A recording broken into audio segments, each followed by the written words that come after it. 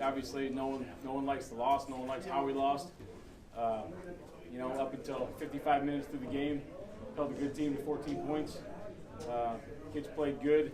We need to eliminate mistakes throughout the course of the game. Obviously, some of the X plays, some misalignments, some misassignments got us in some trouble. And then, the end of the game drive was not a good thing to have.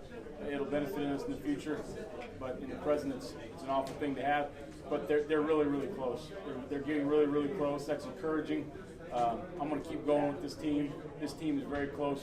We have wins on the horizon. We have really good games on the horizon, and the kids are finally. It seems like we're finally turning the corner in practice and meetings and the culture of the team right now.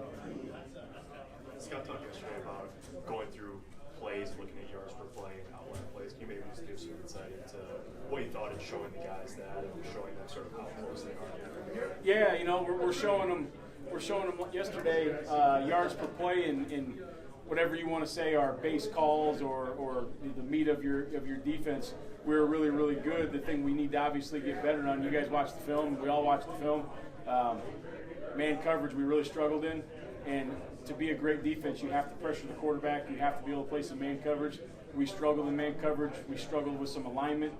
We struggled in some technique. Otherwise, it was good. But we wanted to show the kids that you're so close in all the base defenses. Now, if we can make some of these pressures happen, you're gonna be there. What do you think you have to do to nail that down? Well, I don't know if it's probably. We're going to give some other kids a chance to get in there in some of those packages and play some man coverage. Also, we need to just dial down in some of those sets. When you play man coverage in some of these sets or some of these splits that the offense gives you, it's critical to be aligned correctly. Critical. And we were misaligned on two of those ones that hit us big time. Luke sucked. He said a couple weeks ago, the staff puts a lot of trust in me to get to the quarterback and sort of takes out himself. How has he done in that regard, and where have you seen him grow in the first half of the season? Yeah, I think Luke's done a good job of rushing the passer. We need to find more pass rushers right now. We had a lot of chances to rush the passer in the game in Northwestern. I thought they had a pretty good O-line. The young tackle's a really good football player, but we need to find a way to get to the passer. And part of that is having some of those pressures dialed up. If you get home on a couple of those pressures, they have to respect the protection a little bit more, and we did not get home or we gave up coverage. So to be able to mix those in will help the other pass rushers when it's just a four-man rush. And I think we have to develop those kids a little more and do a better job with the five-man pressures. Who do you want to give a role to in both that pass rusher and then in the man coverage? Who do you want to give a shot to? Yeah, well, obviously, I think you guys saw we gave a role to, it's not the reason, but part of the struggle became we gave a big role to C.J. Smith in the coverage, and then he went down. Antonio Reed was the second guy. He goes down. But I guess my job is I have to get the next couple guys ready, and they weren't as ready as those guys were. Cam Taylor's got to take a bigger role in man coverage.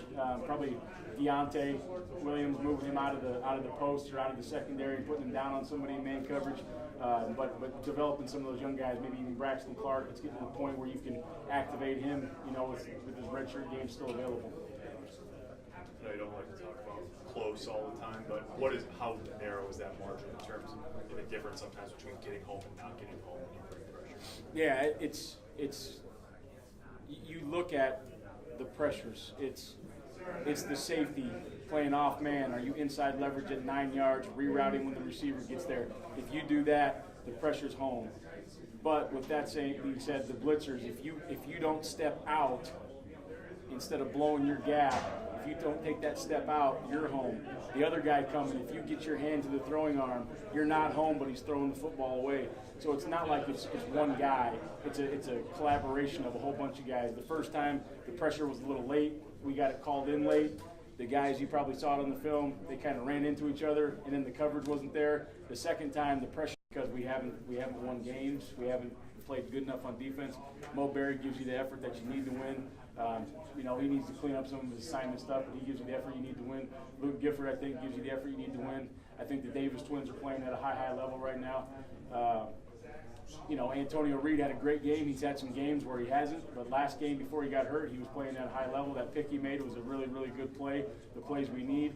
And everybody else is kind of coming along, but I think those guys right now, I would have said DiCaprio Boodle, but he's got too many penalties. He's got too many penalties right now for me to say that.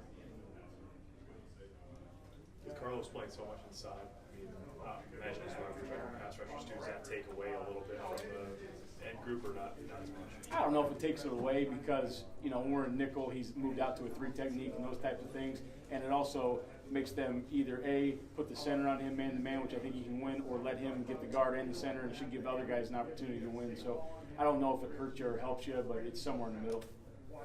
So the last 2 drives are happening. Obviously, you as a coach want to remain locked in. Emotionally, what are you going through in those last 5 minutes? Because Ross is pretty clear about, hey, I'm preparing the offense. It's him. So. There's no question. He's getting the offense ready for the next time they need to go out on the field. If they need to go out, I'm hoping they don't. I'm hoping they get to go out and take a knee is what I'm hoping. But obviously frustration with the first penalty for me. And Carlos is a good kid who does what we ask him to, plays hard, does his assignment 99% of the time. You can't hit the quarterback in the head. You can't do it. You can't do it. We've proven it over and over and over. In the Big Ten, they're going to call it. In the Big Ten, they're going to call PI. That's been proven. Right, wrong, or indifferent, they're going to call it. You can't do it. So it's frustrating. And then, the last couple drives, the 4th and 10, the one time in one of our base defenses for 55 minutes, we got a line wrong. The one time. And it wasn't even a hard set. And so that's frustrating. And then, you go out there for the last drive. Like we said, Antonio's hurt.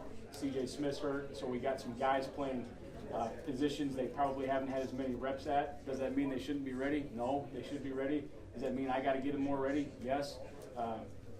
But you're sitting out there. You have a post safety. The ball's flying in the air. Just go pick the ball. That's what I'm thinking. Oh, here we go. We're going to get a pick, and then it's a catch.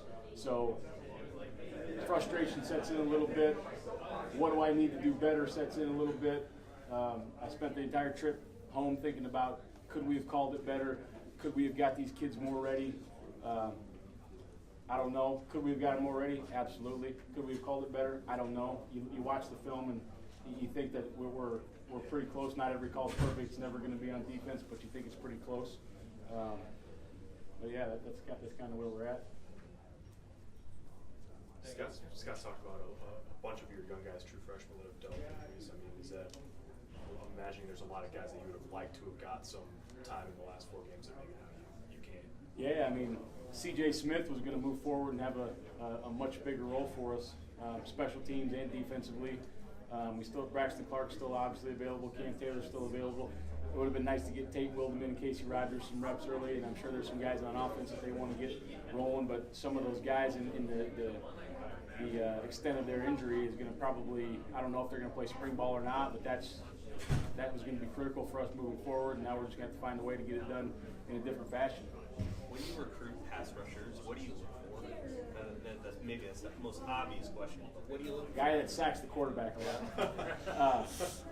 Obviously, we're looking for, some of the things that we kind of lack right now is just one of those guys that's very, very twitchy on the edge, a guy that can bend, a guy that can work his hands and is explosive. Also, you have to have some length in this league because of the tackles. I think the tackles are really good in the Big Ten, and they're long guys. So we're looking for some more length, speed, and ability to bend and some twitch.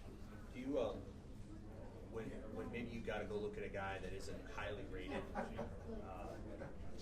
do you look for like athletic attributes that maybe recruiting services missed, or? To be honest with you, throughout our whole evaluation, I try to not look at what someone's ranked. Okay. I think rankings are, can everybody see the 5 stars? Absolutely. Can everybody see the highly rated 4 stars? Absolutely. Where we all differ, and nobody's wrong, where we all differ is those guys ranked in the middle. It's a high 2-star, it's a 3-star, it's a high 3-star. That's where we all differ. How does it fit our system? How does it fit what they're perceived as? Is he a weak side defensive end? Is he an outside linebacker? Is he a 3 technique? Is he, what does he fit that role? What am I looking for? And then I need to go see a kid in person, because let's be honest, everybody in America that's got a recruiting subscription, they watch the same highlight film. Yeah. If you don't look good on a 3-minute, 20-play highlight film, you ain't very good. I want to see the other 1,000 plays you played in that year. I want to see game film. I want to see you practice live. I want to see your demeanor. I want to see what you're like around your teammates. I want to see how you get coached. I want to see if you're from a winning program. I want to see if you love football. I want to see if you're a good dude. I want to see if you're a guy I want to be around every day. So is there athletic? Yes, there's definitely, they have to have the athletic traits, but there's much, much more involved with me going to recruit a pass rusher or a corner or a safety or a Mike linebacker or anything like that. Thank you.